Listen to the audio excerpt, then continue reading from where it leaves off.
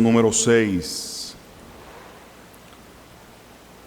Dice: entonces los que se habían reunido le preguntaron diciendo: Señor, ¿restaurarás el reino a Israel en este tiempo?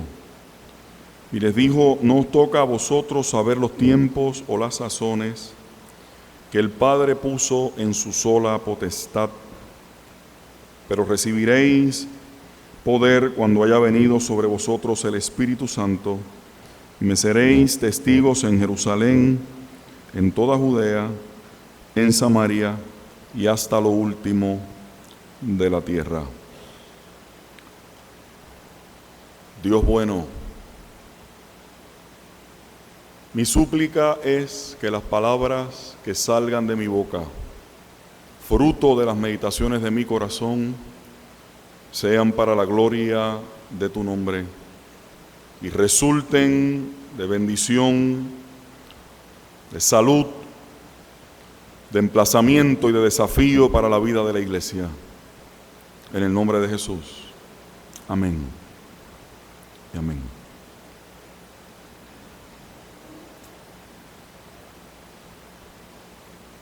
En la lectura que nuestra hermana Carmen hizo al principio del culto en el Evangelio de Juan, y en esta del libro de los Hechos, se les indica a los discípulos sobre la dispensación y la participación más intencionalmente activa a partir de un momento dado de esa figura que es el Espíritu Santo, de la persona del Espíritu Santo.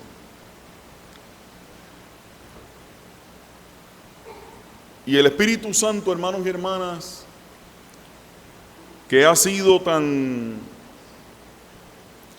como tema de la iglesia, ha sido tan tratado, tan discutido y a veces tan manoseado y mal usado. El Espíritu Santo, para que siempre lo tengamos claro, no es otra cosa sino el mismo Espíritu de Dios. Siempre es bueno mantener en perspectiva aquello que el libro de Génesis en sus comienzos nos dice. Que la tierra, estableciendo que la tierra estaba desordenada y vacía, y que el Espíritu de Dios se movía sobre las aguas. Así que desde siempre, hermanos y hermanas, nosotros podemos estipular desde nuestra fe que frente a los escenarios difíciles, a los escenarios de caos, la presencia de Dios siempre ha llegado. El Dios nuestro siempre ha estado dispuesto a actuar y a llegar y a intervenir. Así que desde ese movimiento inicial, en el momento de la vaciedad y del desorden, desde ese momento el texto bíblico nos ofrece el testimonio de un Dios que desde ese movimiento está viendo a ver cómo es que ejecuta su plan salvador.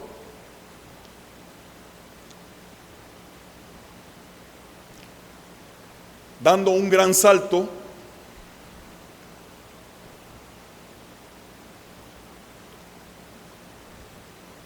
se le atribuye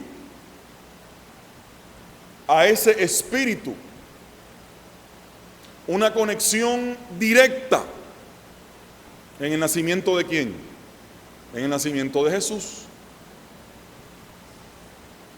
Se dice que el Espíritu del Señor, se le dice a aquella joven mujer que el Espíritu del Señor vendrá sobre ti y que vas a concebir.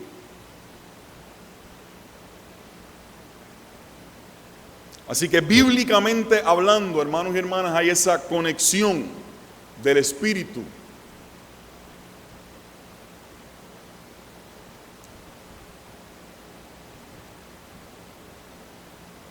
Antes de Jesús iniciar su ministerio, los relatos evangélicos son claros al decir que es el Espíritu el que lleva a Jesús ¿a dónde? El que lleva a Jesús donde nadie quiere ir. El que lleva a Jesús al desierto.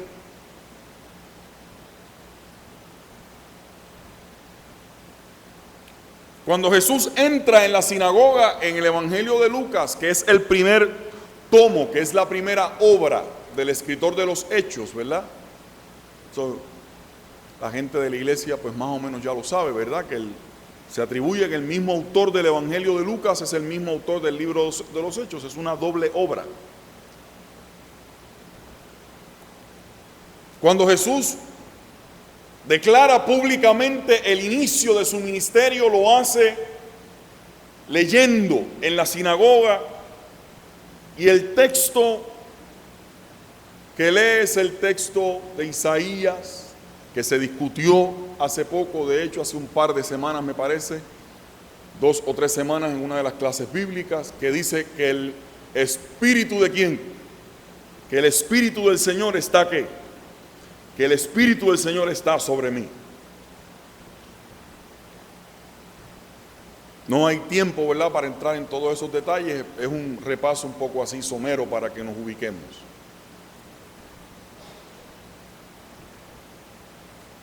Cuando los evangelios narran el bautismo de Jesús,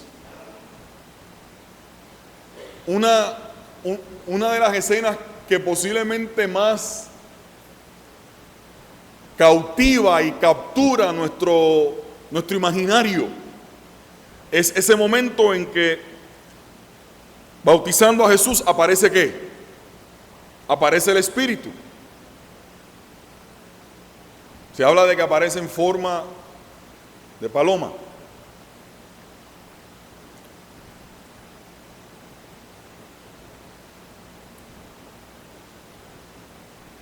Y en el Evangelio de Juan, que leyó nuestra hermana Carmen al principio del orden del culto, Jesús habla de que se les habrá de enviar un consolador. Pero dice 2 o 3 cosas ahí que son bien importantes, que yo sé que ustedes las saben, pero que no está de más que las recordemos. Jesús habla de un consolador. De una figura, nos gusta siempre mucho a la iglesia, porque es una figura de acompañamiento. A mí me gusta pensar en el Espíritu como esa figura de acompañamiento.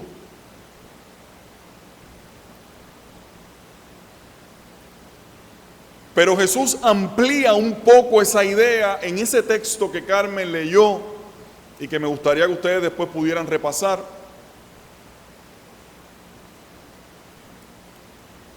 Porque alega Jesús en su argumento que yo les he enseñado a ustedes estas cosas estando con vosotros, estando aquí.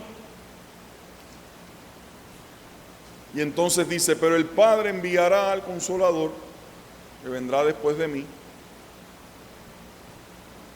Y añade que Él también les volverá a enseñar todas esas cosas, y añade que también se las va a recordar.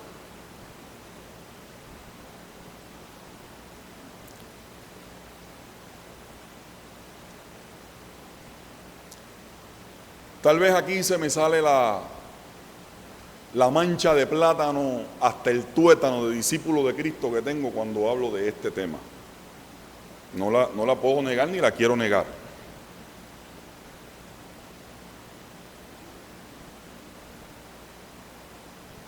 La mancha que llevo no lo elegí yo, pero me gusta, que la llevo hace 3 generaciones. Porque fíjense cómo nosotros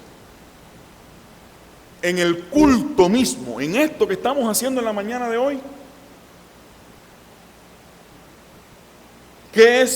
¿cuáles son precisamente los ejercicios principales que ocurren además de estar juntos? ¿Verdad? Para que cobremos un poco de conciencia de por qué estamos aquí, de por qué estamos en la iglesia.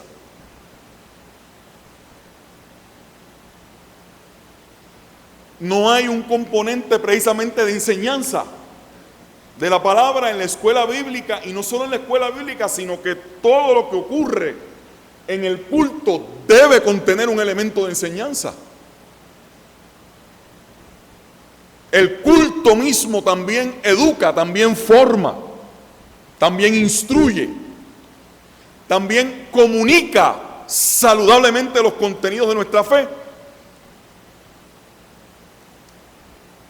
Y el culmen de eso, la culminación de eso con la palabra predicada es la mesa. ¿Y qué es lo que hacemos en la mesa? Jesús le dice a los discípulos que el Espíritu les va a recordar todas esas cosas. Por eso es que en términos educativos, en términos formativos de nuestra fe, el asunto de la mesa para nosotros es tan importante, porque nosotros estamos celebrando un evento ¿qué? Un evento memorial. Todas las veces que hagas esto, hazlo ¿en qué? ¿En qué, iglesia? En memoria. ¿Quién es el que les recuerda todas las cosas según Jesús? Perdón, en el Evangelio de Juan, el Espíritu.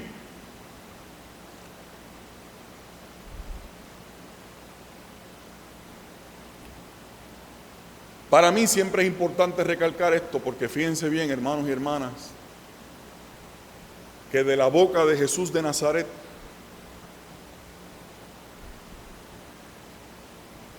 que es nuestra brújula y nuestro norte, fíjense bien que una y otra vez el Espíritu tiene la tarea de la formación, la tarea de la educación, la tarea del proceso, de ese proceso que va construyendo el carácter de la fe.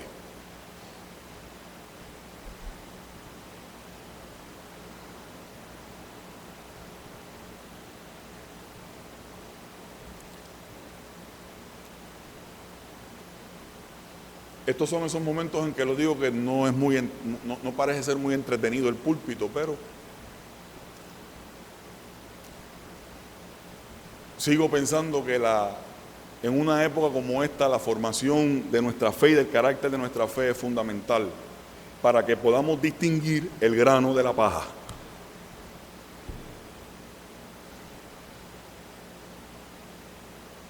Posiblemente porque ayer estuve en un acto en el que hubo que hacer ese ejercicio, porque hubo mucha paja y hubo mucho grano.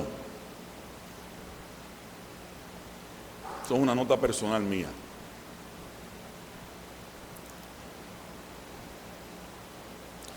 Fíjense bien cómo en la lectura que Carmen hace y que ustedes compartieron con ella en el libro de los Hechos, para que haya una buena doctrina sobre lo que es el Espíritu Santo. Y no el salpafuera ese que anda por ahí hablando sobre el Espíritu Santo. Fíjense que en este libro de los Hechos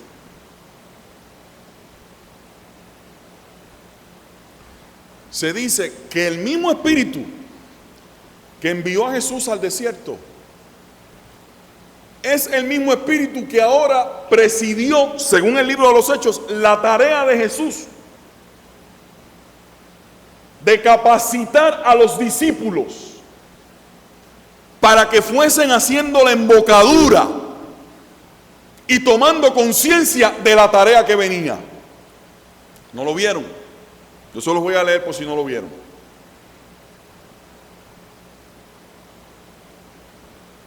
Por si estábamos pensando en ese momento si apagué la luz de dentro del carro o si tendré un pelo fuera aquí así de la...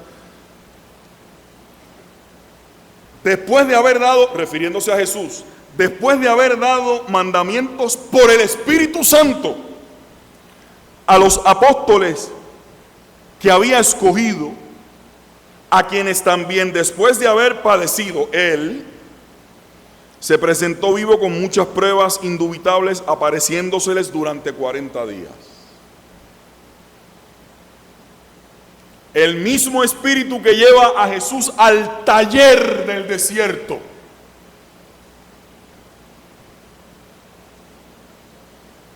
Ojo, porque cuando la vida nos lleva al desierto, no nos gusta el desierto, a nadie le gusta el desierto, pero cuando tenemos que ir, el desierto se convierte en un taller.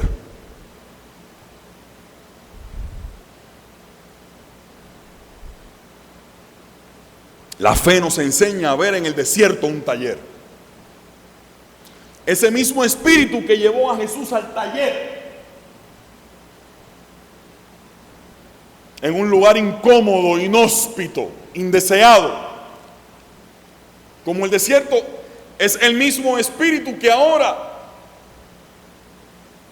preside esta tarea de Jesús de llevar al taller a los discípulos.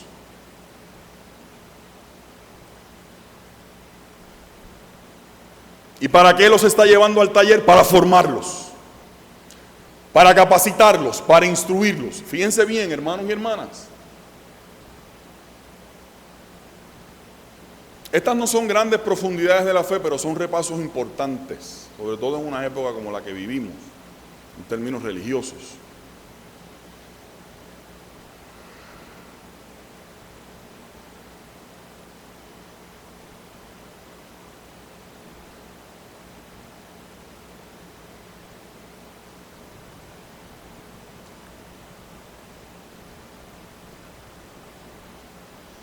Es interesante, es importante porque Jesús habla de que los discípulos van a recibir poder.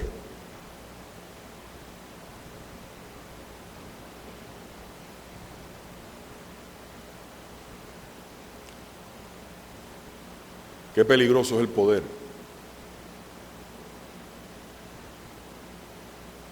Qué peligroso es el poder. Qué mucho seduce el poder. Seduce aquí, seduce allá, seduce en la iglesia. Dejémoslo ahí. Seduce en la iglesia.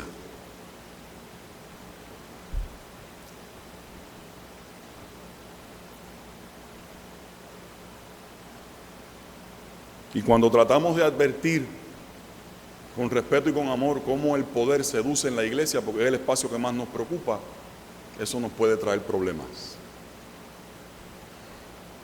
lamentablemente. Pero hay que pagar los precios que haya que pagar. Fíjense cómo Jesús, hermanos y hermanas, volviendo acá, yo leo en este texto, el texto no lo dice taxativamente, pero yo leo en este texto y me gusta ese proceso educativo de Jesús, con mi corazón, con mi conciencia, con mi mente, con mis criterios, meterme ahí. ¿Qué es lo que le pasa a Jesús? Que antes de que reciban poder hay que formarlos. Piensen en eso. Hay que formarlos. Entonces cuidado porque Jesús está diciendo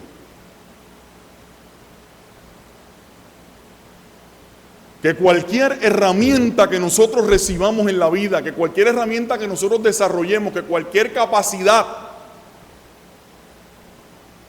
que cualquier talento, que cualquier posibilidad, y ahí me invito, Edgardo, tú que estábamos hablando el otro día de las bellezas del texto bíblico, ahí me invito, si alguien dice, pero ¿qué talento iban a recibir los discípulos? ¿Cómo? ¿Usted no ha leído el texto bíblico? Jesús le dice a los discípulos, ustedes han visto las cosas que yo he hecho. Mire a ver si este proceso era o no importante, que Jesús le dice a los discípulos, como anunciándoles algo bueno, pero también haciéndoles una advertencia. Ustedes han visto las cosas que yo he hecho, ¿verdad? Pues ustedes van a hacer cosas que. Es una declaración, en vasos de barro decir, que lo que tú vas a hacer es más grande que yo no me hubiera tomado ese riesgo, la racuente. Yo no me hubiera tomado ese riesgo. ¿Usted se hubiera tomado ese riesgo? Usted sabe cómo se le tienen que haber abierto los ojos a 2 o 3 de los discípulos cuando Jesús les dijo que ustedes no habían pensado en eso, que ustedes han visto lo que yo he hecho, pues ustedes van a hacer cosas más. ¿Verdad que lo dice? Helen, o yo me lo estoy inventando el texto. ¿Es otra Biblia que yo estoy leyendo, Helen? No. Mayores que las que yo hago. Después otro día, el reverendo Luis Rivera, que es así teólogo, arregla esto. Ustedes harán cosas mayores que las que yo hago. ¿Usted sabe cómo se le tiene que haber abierto los ojos a 2 o 3 discípulos cuando Jesús le dijo eso?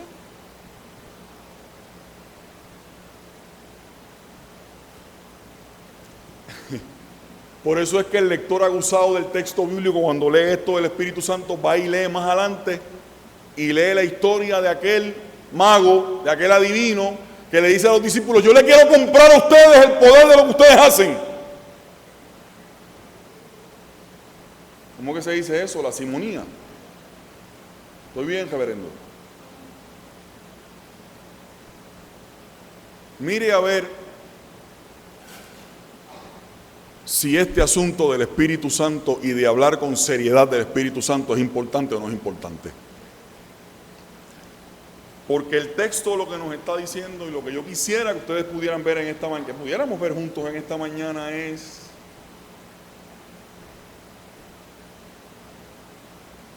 la importancia capital y fundamental que juega el Espíritu Santo como regulador de nuestra agenda y de nuestras intenciones. Un programador saludable de nuestros esquemas y de nuestros proyectos y de nuestras intenciones, de nuestros deseos y de nuestros anhelos. Mírelo también en el texto. Habiendo pasado todo lo que ha pasado, todavía aquí en el libro de los Hechos, es que es cuestión de mirar un poquito el texto, hermano. No hace falta ser Demóstenes ni Sócrates, es cuestión de mirar un poquito el texto. Fíjense si estoy diciendo ¿por qué estoy diciendo que todavía aquí en Hechos sale uno de los discípulos y le dice: qué chévere, Jesús, ahora que tú vas a arreglar esto del reino de Israel, ahora es que nosotros vamos para arriba y los otros van para abajo y nosotros vamos a mandar. Mírelo. Déjame ver si yo me lo estoy inventando, espérate. Porque como yo soy así un poquito imaginativo en unas cosas. ¿Dónde está? Entonces los que se habían reunido le preguntaron, le había enseñado, había estado ya enseñándoles y repasándoles y recordándoles, y después de eso sale uno de aquellos faros de Alejandría y le dice: Señor, ¿restaurarás el tiempo de Israel en este tiempo? Y uno hace ¡pap! La mamá de los Zebedeos. La mamá de los Zebedeos. ¿Te acuerdas, Gerardo? La mamá de los Zebedeos. Ay, Señor, cuando tú sabes, cuando tú vengas, cuando vaya el comité de transición, yo quiero un hijo mío a tu derecha y quiero, tú sabes, el batatal no se lo inventaron ahora. No, pero ustedes se ríen, pero mírenlo, claro, es para que lo contextualicen, pero mírenlo ahí, o sea, es para que ustedes vean que esta gente no eran tan distintos a nosotros. Miren en serio el texto. Y mire a ver si no es cierta la tesis de que el Espíritu Santo se convierte en ese regulador, en ese programador, usted inventa otra palabra si usted quiere, en ese ecualizador, dirían los que le gustan los equipos de sonido.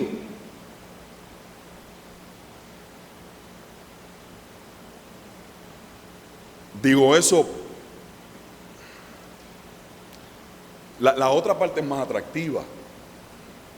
La otra parte es más atractiva, siempre es más atractiva.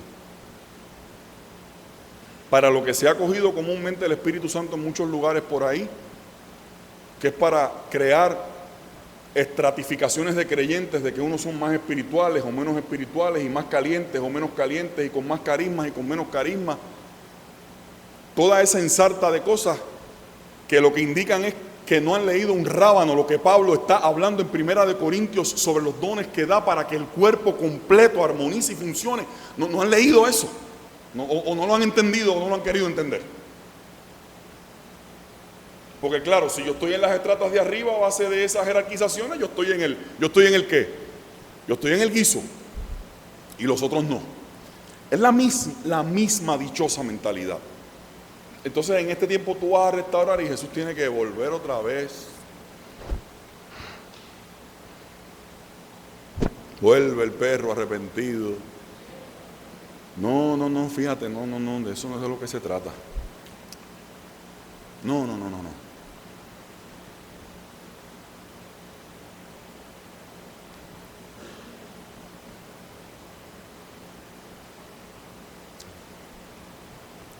Es que ustedes van a ser transformados. Es que va a ocurrir, por eso es que el lema de este mes, teniendo de frente el domingo de Pentecostés, el domingo que viene, que seguiremos hablando de esto cuando nuestra hermana Carmen Pérez nos dirija el próximo domingo. Vamos a hablar de ese evento de bautismo. No. Si de lo que se trata es que ustedes van a ser transformados. Por eso es que el Espíritu Santo, decimos ahí en el lema, que yo sé que todos ustedes lo leen inmediatamente que reciben el programa de la iglesia. El Espíritu, poder transformador. Yo no tengo ninguna duda de que el 100% de ustedes ya lo había leído antes de yo decirlo ahora. No tengo ninguna duda de eso. Y que lo repasan en su casa también.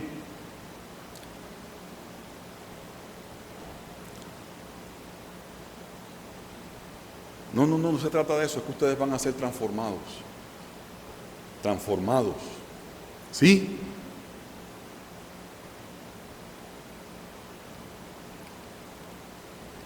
Me acordaba del sermón de los pasados 2 domingos porque esta pregunta que le hace el discípulo indica que las metas, que todavía el molde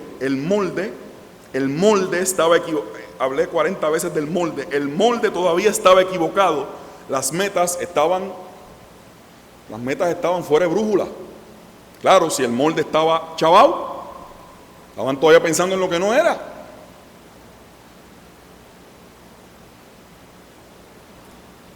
Yo levanto mis manos para celebrar el regalo de Dios del Espíritu Santo.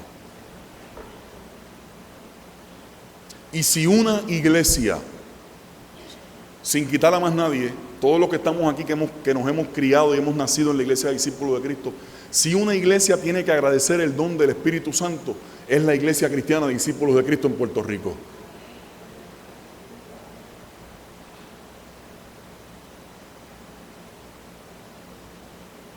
Porque la repartición de ese espíritu en el año 1933 no significó, sigue significando un momento pivote en la historia de esta iglesia. No estamos hoy para una lección de historia, pero valga el recordatorio para que lo tengamos claro.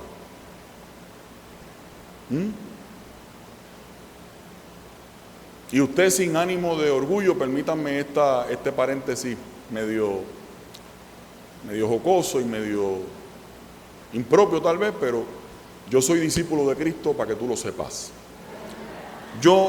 Nosotros venimos de una herencia que tiene claro lo que es el actuar del Espíritu Santo. Y en esa misma herencia, esa herencia tiene otra cara, de aprender a discernir los espíritus.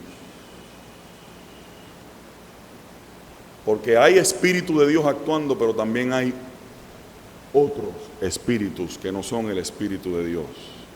actuando a nombre del Espíritu de Dios.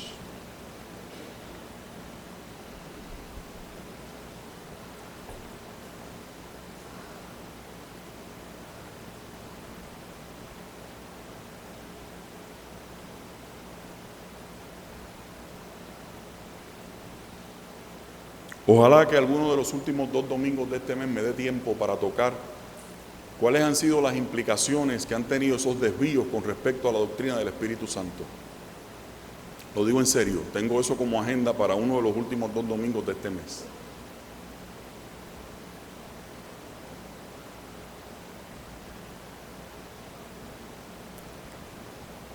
¿Qué dos cosas nosotros quisiéramos mirar en este texto, además de lo que ya he dicho? La primera es, para decirlo de una forma pastoral bien sencilla, pero que me parece de mucho valor para el que quiera escuchar, lo que acabo de reseñar, que Jesús lo que le dice es que ustedes van a ser transformados. ¿Cómo que transformados? Bueno,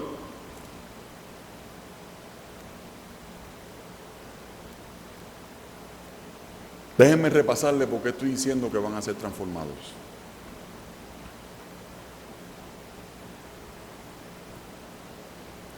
¿A quiénes se dice aquí que se van a convertir en testigos? Escuche esto porque esto es para usted y esto es para mí. Para que usted vea lo importante de este tema y para que usted vea la importancia que tiene que usted absorba esto que estamos diciendo.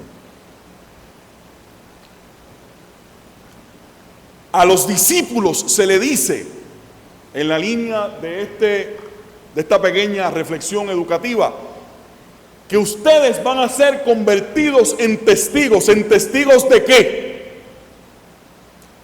Naturalmente, a lo que se refiere en ese momento Jesús cuando habla de ser testigos es que van a ser testigos de la resurrección. De eso es de lo que estamos hablando. Van a ser convertidos en testigos de la resurrección. En comunicadores activos de la verdad y de la gracia de Dios que se revelaron en la persona de Jesucristo y que se manifestaron como cosa que iba a quedar permanente para la comunidad de creyentes en la resurrección.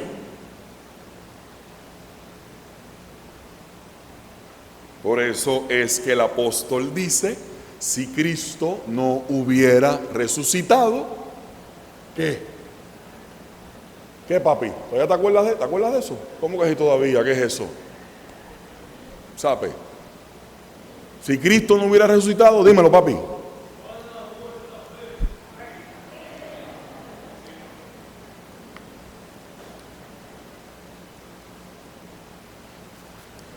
Gracias, papi, por ayudarme.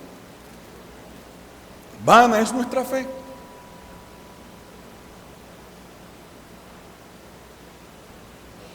Y de hecho, ¿a quién el texto bíblico le atribuye el haber levantado a Jesús de entre los muertos? Al Espíritu.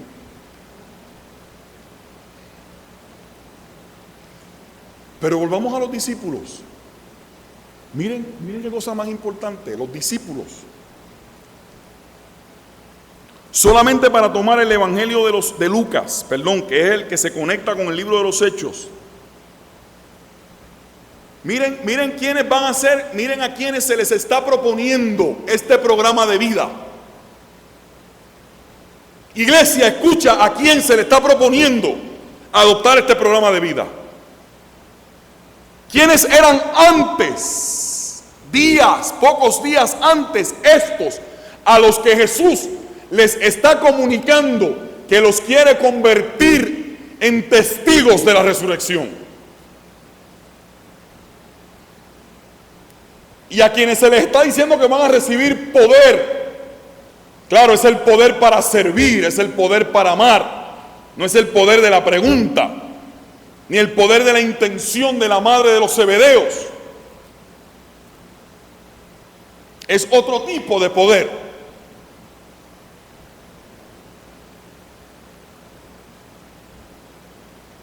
Es el poder de este reino al revés,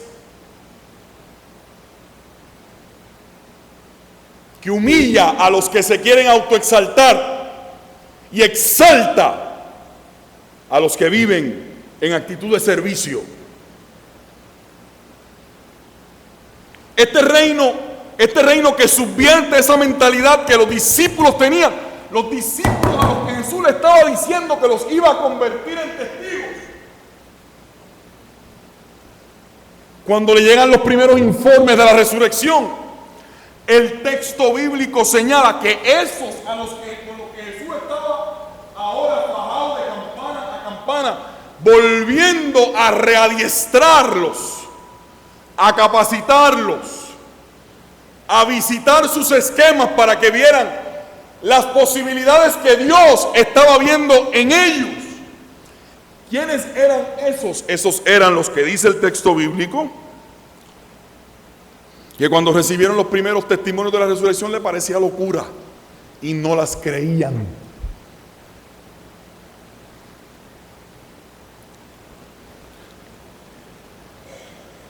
Esos mismos son los que el propio evangelista Lucas en su primera obra dice que cuando Jesús les apareció y declaró la paz entre ellos, dice el texto que estaban espantados y atemorizados, porque el miedo todavía los tenía paralizados.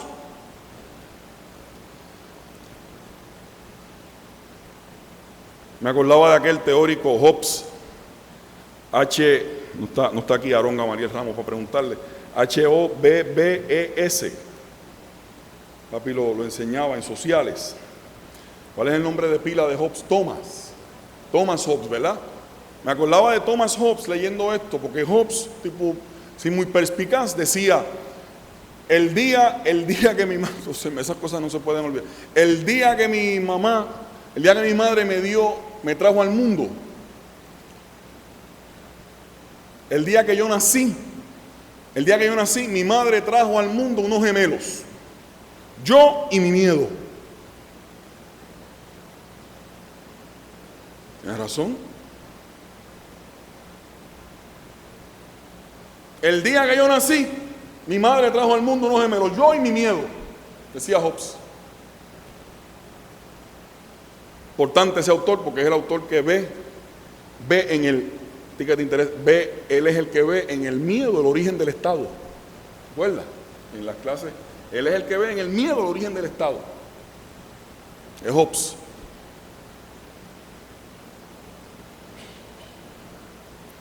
Gloria a Dios por mis clases de ciencias sociales en la Universidad de Puerto Rico. Y por los libros que le jobaba a papi sin que él se diera cuenta para empezar a leerlos, aunque no entendía la mitad de lo que estaba leyendo, pero empecé a captar poco a poco.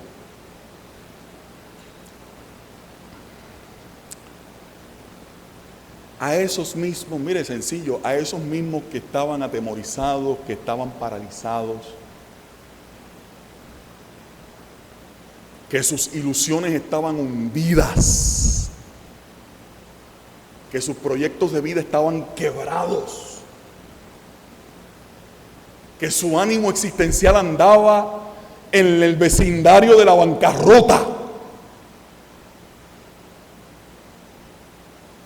que el miedo había invadido las superficies y lo subterráneo de los laberintos de su geografía emocional. A esos mismos Dios los convierte en testigos. Alabado sea el nombre del Señor, por el poder del Espíritu Santo. Pero en testigos formados, ahí es que vuelvo a la cosa porque lo dice, en testigos formados. Testigos educados, instruidos en ese proceso con Jesús. ¿Ustedes me están entendiendo, hermano? Instruidos y formados. Por eso es que esto no es a lo loco. Esto no se trata de venir aquí a pedir el Espíritu Santo así como así. Pedirle a Dios el Espíritu Santo implica entonces que uno tiene que formarse responsablemente. Porque el Espíritu lo que hace es formar esa fe saludablemente en la cabeza y en el corazón de uno. Alabado sea el nombre del Señor. Ese es el Espíritu en el que yo creo. Y de ahí todo lo demás que Él quiera hacer, claro que sí.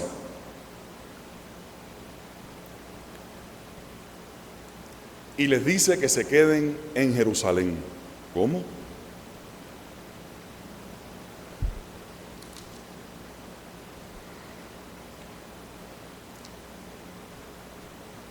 Tienen que haber muchos de ustedes que ya se imaginan o saben lo que yo voy a decir, porque ustedes son gente bien inteligente. ¿Que nos quedemos en dónde? ¿Que nos quedemos en dónde? Libro de los Hechos, Evangelio de Lucas. ¿De dónde fue que salieron corriendo los caminantes los caminantes de Emaús?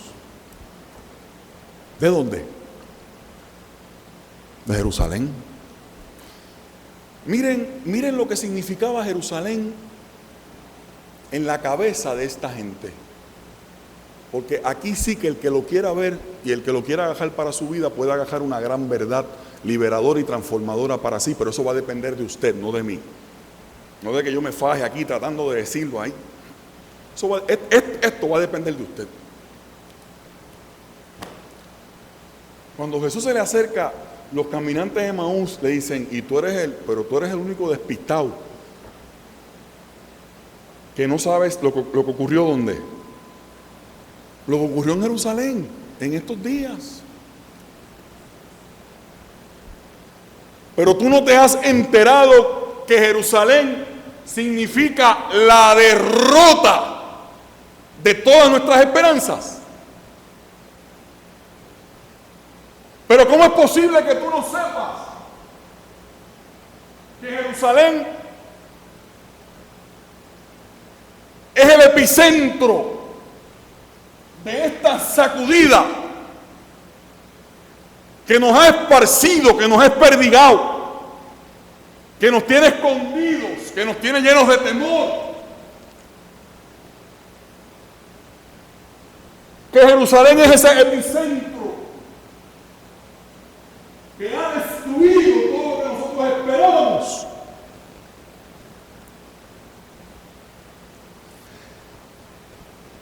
Que ha machacado hasta la humillación la fe que nosotros habíamos cultivado en lo que ocurría con este Jesús de Nazaret. Mírenlo en las palabras de los caminantes de Emaús, ¿qué era lo que significaba Jerusalén? Los discípulos estaban escondidos en Jerusalén. El centro del conflicto,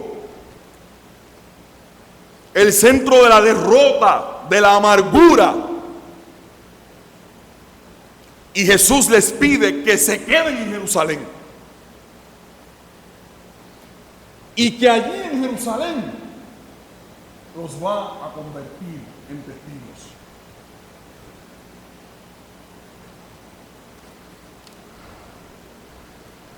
Abra los ojos si quiere, abra los ojos si quiere. Ahora es que tiene que abrirlos.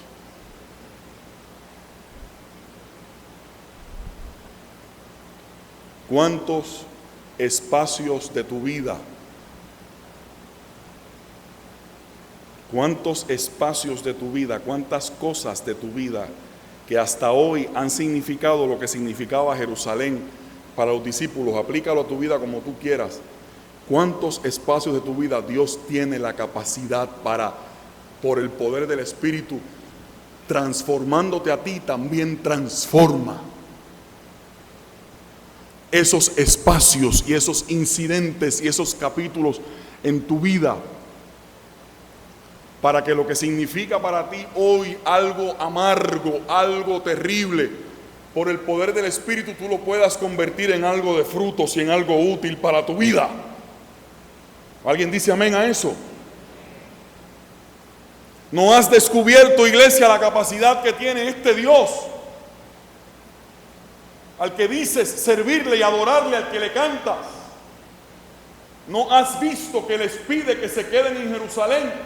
¿Cuál es tu Jerusalén? ¿Cuál es el lugar donde han quedado anquilosadas y encalladas tus ilusiones, tus anhelos más caros, más valiosos, tus tesoros, sientes que se han podrido, pues ese es el lugar en el que Dios les pide que se queden, para que tú y yo comprobemos que no importa cuál es nuestra Jerusalén y lo que significa, los espacios de nuestra vida, el Espíritu de Dios los puede transformar en espacios de vida, en espacios de proyectos, en espacios de crecimiento, en espacios de novedad. ¿Usted sabe lo que era decirle a los discípulos, quédense en Jerusalén? Pero si aquí es que nos han dado hasta dentro el pelo.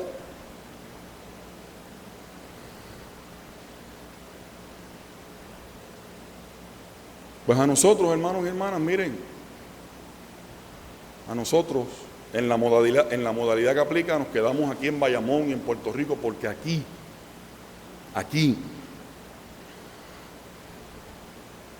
en el mismo lugar en que se ha quebrado la vida de nuestro pueblo, por decirlo con una imagen, como los discípulos sintieron que en Jerusalén se les quebró la vida, aquí en este lugar y en este país, aquí es que Dios nos quiere siendo testigos. Véalo, aquí es que aquí es que el Espíritu de Dios nos llama. A los que nos tiene aquí, con otros, aunque me pese hasta la muerte decirlo en el alma, pues Dios tiene también otros rumbos y otros mares. Pero a los que nos toca estar aquí, miren, hermanos, esta es nuestra Jerusalén. Y aquí es que nos toca ser testigos.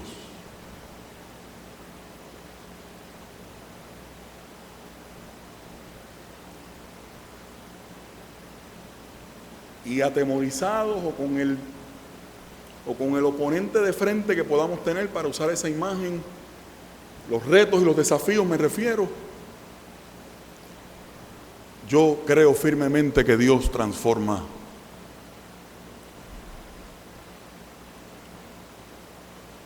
Nuestros espacios de dolor, nuestros espacios de trauma, porque para los discípulos era un trauma. Bueno, léanlo, hermano, que está ahí.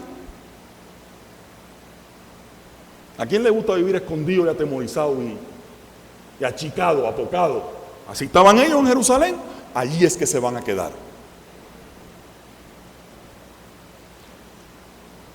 Y yo estoy bien consciente, hermanos y hermanas, por las experiencias de la vida pastoral en estos 23 años y por experiencias en carne propia. Bueno, pastor, pero es que no es lo mismo hablar de la Jerusalén en unos casos. Miren, hermanos, no me diga. Yo estoy bien consciente que no es lo mismo hablar, y perdónenme esta frase tan cruda, yo estoy bien consciente, y lo he vivido también, que no es lo mismo hablar desde la morgue que desde la maternidad o de la paternidad. No es lo mismo. Lo digo así dramáticamente para que vean que no es lo mismo hablar desde unos espacios que desde otros. Jerusalén no era para ellos el lugar. ¿Qué es lo que significa la maternidad cuando llega? ¿Ah? ¿Un espacio de qué? Carmen Tocuyo, ¿de qué? Díganme. ¿Ah? ¿De qué? ¿No se me nota en la cara? ¿Ah? De alegría. ¿Ah? De promesa, de esperanza, ¡ay, qué chévere! No es lo mismo hablar desde la maternidad que desde la morgue, en todos los sentidos.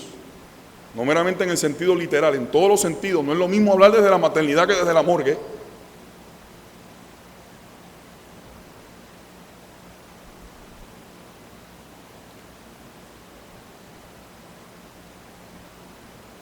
Jerusalén era la morgue para los discípulos, literal y emocionalmente. Y a Jesús se le ocurre decir: cada vez creo en ti más, Señor, por esas bellas locuras de la fe en las que creo a rabiar. A Jesús se le ocurre decir: quédense porque esa morgue yo la voy a traducir, yo la voy a convertir, yo la voy a transformar en un lugar de nuevos nacimientos, literalmente y simbólicamente. Y los primeros que van a volver van a nacer de nuevo, los primeros que van a salir de la morgue esa en la que están, son ustedes. Y aquí hay una palabra para que ellos vean que hay un proyecto de inicios,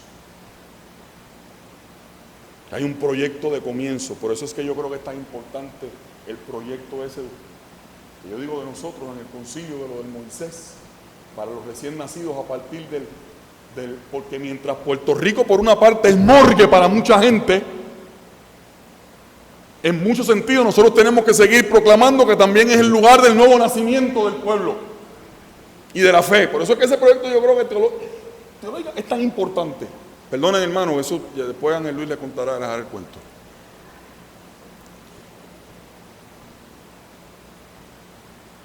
Escuchen, hermanos, nuestro pueblo, nuestro país, nuestro espacio geográfico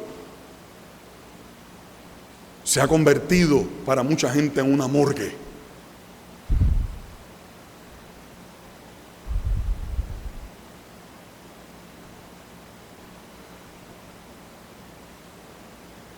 En muchos sentidos en una morgue.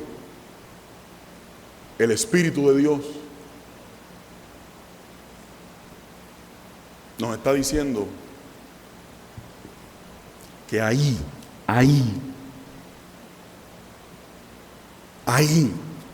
nos convierte en testigos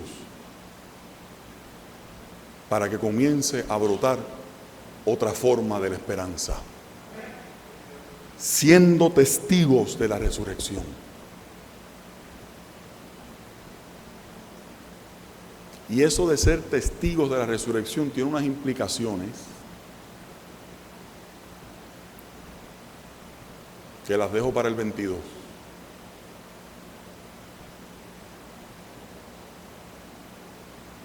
El Señor, el Espíritu de Dios, ese Espíritu al que celebramos, el Espíritu del Señor, nos llama a nuestra Jerusalén y a nuestra Judea para que aquí seamos testigos de una vida nueva y de una propuesta diferente. Que Dios nos bendiga y que Dios nos guarde.